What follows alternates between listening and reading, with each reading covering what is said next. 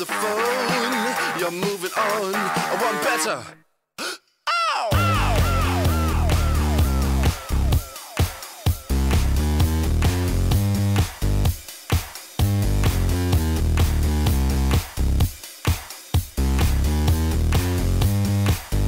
Jacques Troman, bonjour. Vous êtes un ancien banquier d'affaires. Vous avez été patron de Paribas à Tokyo et à Hong Kong. Vous avez également été directeur des pays émergents pour BNP Paribas. Vous êtes également co-auteur avec Jacques Gavreau de L'incroyable histoire de Wall Street, un livre passionnant qui retrace l'histoire du système bancaire américain et de ses crises. Question d'actualité pour commencer sur le système bancaire français. Aujourd'hui, l'agence Moody a dégradé la cote de deux grandes banques, le Crédit Agricole et la Société Générale. Ma première question, ça va être donc, concernant Wall Street, est-ce que les banques françaises sont en danger? Est-ce que tout part en sucette dans le système bancaire français? Alors, est-ce que les banques françaises sont en danger? Je vous dirais oui et non. Bon, en danger... Ça va être, dites-moi oui ou non. Non, je ne peux pas, parce que c'est un oui et un non en même temps. Oui, en danger, menacé, incontestablement.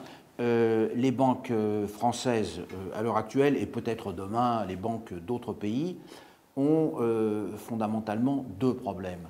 Le premier problème, c'est qu'elles détiennent dans leurs livres de grandes quantités d'obligations émises par des pays en difficulté. Bon, la Grèce, la dette évidemment, souveraine. la dette souveraine. Donc, elles détiennent dans leurs livres ce papier. Pour vous donner une idée, il y a à peu près 360-365 milliards d'euros de dettes souveraines émises par les pays en difficulté qui sont détenues par le système bancaire mondial. Et il y en a 74 sur ces 360 et quelques qui sont détenus par les banques françaises, dont par exemple une vingtaine, non, quand j'ai dit dette souveraine, je veux dire de l'Italie, pour être très précis. Bon, alors, le premier problème, c'est le papier souverain détenu par les banques françaises. Le deuxième problème, c'est le problème de refinancement, c'est le problème de liquidité. C'est-à-dire que les banques, tous les jours, sont dans les marchés pour assurer leur refinancement et on peut se trouver dans une situation qui soit identique à celle de Lehman Brothers, de la situation après Lehman Brothers, c'est-à-dire que les banques qui a fait faillite, bon, les banques ne peuvent plus se refinancer. Alors, est-ce qu'on peut faire aujourd'hui confiance aux banques françaises pour se refinancer, ou est-ce qu'au contraire, le système bancaire français est en danger? Je vous rappelle que les banques françaises, 3 des principales banques françaises ont perdu 12 à 15% en bourse il y a 2 jours, le 12 septembre. Oui. Bon, ça c'est autre chose, c'est le cours de bourse. Mais est-ce qu'elles sont de ce point de vue en danger? Je dirais non, parce qu'il est absolument inconcevable qu'un pays comme la France abandonne ses banques. Donc ce qui peut arriver de pire, c'est que... Vous êtes en train de me dire que de toute façon... Ce qui peut arriver de pire, c'est que l'État français prenne une participation plus ou moins importante dans le capital des banques et qu'elle assure leur refinancement. Voilà. C'est pour ça que je vous ai dit que les banques françaises ne sont pas en danger parce que de toute façon, l'État, in fine, remettra la main au pot pour garantir la sûreté du système bancaire. La question que je vais vous poser, c'est est-ce que donc les banquiers, et en particulier les banquiers français, sont totalement irresponsables? Est-ce qu'ils peuvent faire n'importe quoi, spéculer que ce soit sur les fonds hypothécaires américains avec la crise des subprimes ou la dette souveraine, prêter à tout va hors réalité, et puis de toute façon, c'est pas grave, il y a l'État qui garantit et on remettra au pot de toute façon. Banquier français irresponsable, non. Bon, maintenant, il y a un problème qui est un problème bien connu depuis le 19e siècle, qui est le problème de ce que les Américains appellent le hasard moral, si vous voulez. C'est le fait que vous savez que, quoi qu'il arrive, vous serez sauvé par l'État. Et ça, c'est une très mauvaise chose. Le problème, c'est que les banques, aujourd'hui, ont atteint une taille telle qu'on ne peut plus les laisser tomber. C'est ce que les Américains appellent « too big to fail », trop gros pour faire défaut, trop gros pour faire faillite. Et ça, c'est évidemment très mauvais. Bon, ça n'est pas de la faute des banquiers français. Mais il est vrai qu'il vaudrait mieux que les banques ne soient pas aussi grosses et qu'elles puissent faire faillite. Mais quand on laisse faire faillite une banque comme Lehman, on voit le résultat. Bon, ça n'est pas évidemment une bonne chose. Vous dites que les banques aujourd'hui ne peuvent plus faire faillite. Par contre, quelles sont leurs responsabilités dans la crise? Est-ce qu'elles ont aggravé la crise en prêtant sans regarder, tant sur les fonds américains, sur le marché américain avec la crise des subprimes, tant et sur la dette souveraine? Est-ce que les banquiers ont un rôle? Est-ce qu'ils ont joué un rôle et accru la gravité de la crise? Bon, écoutez, on peut pas mettre... On a un peu l'impression, Oui. pour tout vous dire, qu'aujourd'hui, les banquiers font n'importe quoi en toute impunité et que, quoi qu'il arrive, de toute façon, ils sont protégés, alors que l'homme de la rue, lui, quand il est dans la merde, il se démerde un peu tout seul. Oui, oui. Non, mais on a déjà... Est-ce que cette impression est fausse? Oui, non. Est-ce que c'est de la démagogie? On a déjà en partie traité ce problème en disant que le too big to fail, trop gros pour faire faillite, est une très mauvaise chose, incontestablement. Bon, maintenant, les banquiers irresponsables, non.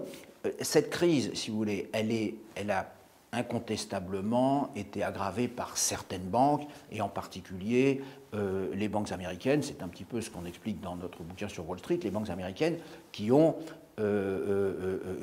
fabriqué des obligations remplies de crédits pourris. Ça, c'est vrai. Mais le fond de la crise n'est pas seulement là. Ce à quoi on assiste en ce moment, c'est ce que j'appelle moi une espèce de dérive des continents, c'est-à-dire que vous avez un changement du pouvoir, y compris du pouvoir financier dans le monde aujourd'hui. Vous avez l'émergence de l'Asie, l'émergence de la Chine, les États-Unis qui sont financièrement en grave difficulté. Donc vous avez un contexte, si vous voulez, qui est un contexte de dérive. Ça, je comprends bien, mais bon, est-ce que les banquiers, l'action des banques, comment expliquez-vous par exemple que les banquiers soient une profession, avec les journalistes certes, les plus détestés dans le palmarès des professions? Alors, je continue. Il y a eu, d'une part, cette dérive des continents. Non, mais je vais y venir. Mais il y a eu, d'autre part, une déficience majeure du régulateur américain. Et je pense que la responsabilité de l'ancien patron de la Fed, Alan Greenspan, est considérable. Si les banques françaises sont dans la panade aujourd'hui, c'est de la faute des Américains? Si les banques françaises sont dans la panade aujourd'hui, c'est en partie de leur faute, c'est en partie de la faute du régulateur, y compris du régulateur américain, mais pas seulement, également du régulateur européen. Les banques, vous ne pouvez pas leur reprocher d'aller aussi loin que les régulations leur permettent d'aller. Est-ce que les banques jouent leur rôle aujourd'hui? Est-ce qu'elles peuvent jouer leur rôle? Est-ce qu'elles sont encore efficaces? Est-ce qu'elles peuvent soutenir la croissance? Brièvement. C'est leur rôle primordial, c'est ce que les banques devraient faire essentiellement. Mais est-ce que c'est ce qu'elles font? Est-ce qu'elles le font encore? Bien sûr qu'elles le font. Ou est-ce qu'elles se contentent de spéculer? Bien sûr qu'elles le font, mais quand une banque est en difficulté pour des raisons qui n'ont rien à voir avec le financement de l'économie française et qu'elles sont obligées de réduire leur bilan, comme une banque française vient de l'annoncer, une des grandes banques françaises va réduire son bilan de 10%. Elle réduit ses crédits à l'économie française, donc elle joue moins son rôle qu'elle ne le devrait. Mais en réalité, la cause en est qu'elle est en difficulté pour des raisons qui n'ont rien à voir avec l'économie française. Bon. La Tribune parle de forte exposition à la dette, d'insuffisance de fonds propres quand elle parle des banques françaises, d'absence de scénario de crise et de sortie de crise surtout. Est-ce que les banquiers français sont nuls?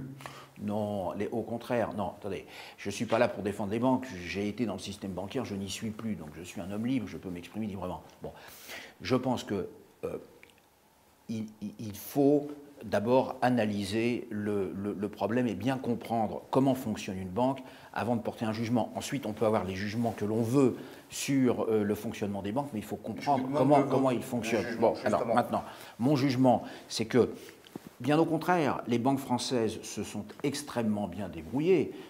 Elles sont devenues des acteurs importants sur les marchés internationaux, donc elles ont joué leur rôle d'institutions qui se sont battues dans la compétition internationale et qui ont globalement bien réussi. On ne peut pas le leur reprocher.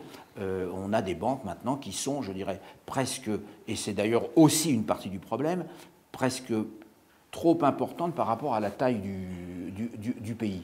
Ce que vous êtes en train de m'expliquer, c'est que si les banques sont aujourd'hui dans la panade, c'est qu'elles sont trop bonnes et qu'elles sont trop grosses, qu'elles ont trop réussi et qu'elles sont aujourd'hui un peu en difficulté à cause de leur succès. Ben, vous pouvez, oui, dans un peu comme quelqu'un qui aurait grossi, qui aurait un peu de cholestérol. Non, mais vous pouvez le dire, en effet. D'ailleurs, la première réaction, je vous le disais tout à l'heure, d'une banque française importante lorsqu'elle a des difficultés, c'est de réduire la taille de son bilan. Donc c'est vrai qu'elles sont devenues peut-être trop grandes, trop importantes, mais c'est aussi la rançon de leur succès. Je veux dire, les banques françaises ont, il faut le dire, très bien réussi dans les marchés internationaux, et ce sont, en dépit du fait que Paris ne soit pas une place financière internationale très importante. Merci.